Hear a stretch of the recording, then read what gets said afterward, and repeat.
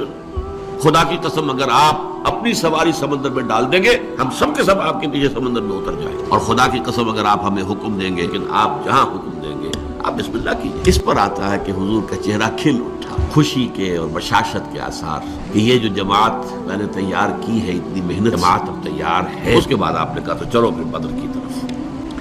حضور جب اپنے 313 ساتھیوں کو لے کر تقریباً درمیان میں تھے مدینے اور بدر کے، وہاں حضور کو وحی کے ذریعے سے اللہ نے اطلاع دے دی کہ مکے سے ایک لشکر بھی چل چکا ہے، بڑا طاقتور لشکر.